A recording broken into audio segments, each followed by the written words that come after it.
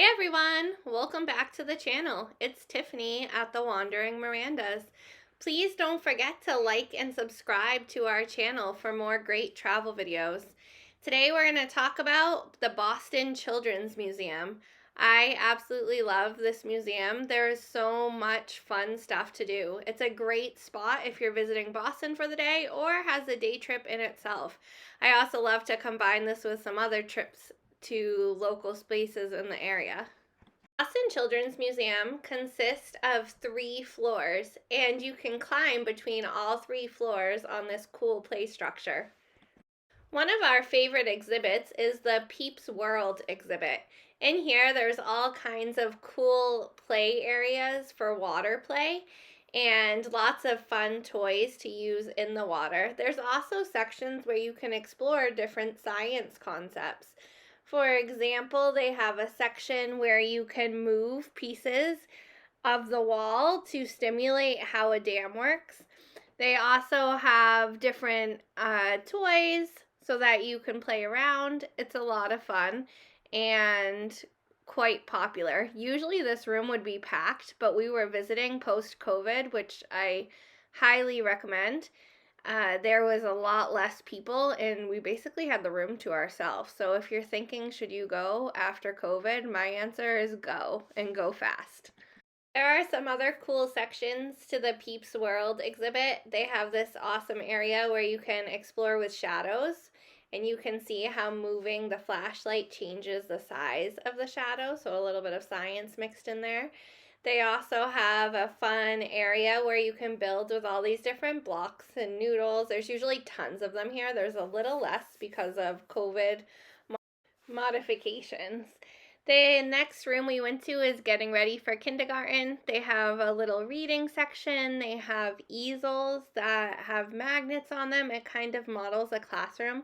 They also have a little pretend school bus you can go on and some hopscotch outside of the school. Then we headed over to Arthur's World, which is modeled after the TV show. Ellie loved the kitchen area in Arthur's World. When you enter, this is a very popular room. It looks just like Arthur's kitchen, and you can play with some of the kitchen toys. Not all of them. Some of them don't work. There's also play food in this area and plates. It's usually pretty crowded, but again, it wasn't too bad on this particular day. One thing that the Boston Children's Museum does really well is it provides lots of spaces for imaginative play.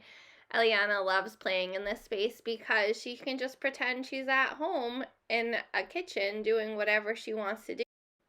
It's also fun to play in Arthur's backyard in the camping exhibit where you can make shadows in your tent and observe what they look like from the other side of the tent.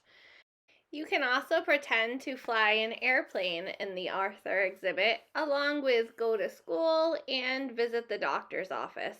I didn't get film footage of the school and the doctor's office because there's not much to do in there, but there is little rooms to check out.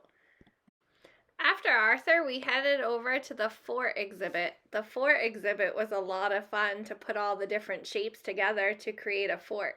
There's a fun dino exhibit for kids that are into dinosaurs. And then on the first floor, there's this great bubbles exhibit where you can blow a bunch of bubbles inside. They have fun ropes where you try to pull to make a big bubble and watch and see how long you can keep the bubble there. They have hula hoops and tables where you can lift it up and try to make some circular bubbles. They also usually have things where you can blow the bubbles through, but because of COVID, you had to keep masks on while we were here this time. It's a lot of fun making a bubbly mess, and there's also sinks for cleanup after. After, you can walk through this science exhibit and say hello to the resident turtle before heading over to Raceways, where you can play around with golf balls on various tracks and have some fun races to see who can get theirs in first or the furthest. On the third floor, you can check out the Boston Black exhibit. They have some different cultural spots to explore, including a grocery store with a register that looks like one that you find in a real grocery store. They also have a barber shop. The third floor also has a Japanese house that moved over from Japan. It was a home that was taken apart and moved from over 100 years ago. They also have some fun dancing in the Boston Black section. And then they have the construction zone. The construction zone has a lot of trucks. If you have a kiddo that loves to play with trucks, this will be a great spot for them. You can also learn about ramps and forces in motion in here. So there's some science concepts built in that you can be exploring. They have little play structures that you can climb up to the top through and tunnels that you can climb down. And then they have some bobcats as well at the end. A few other things to note if you're visiting the museum. You can bring a lunch. There's a lunchroom with bathrooms that you can sit in, or you can sit outside on a nice day.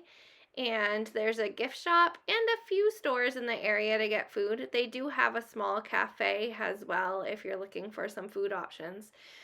Don't forget to like and subscribe to the channel. Also, if you want more ideas about what to do in Boston, check out the wanderingmirandas.com along with some of our other videos. Thanks for listening, everyone. See you next time.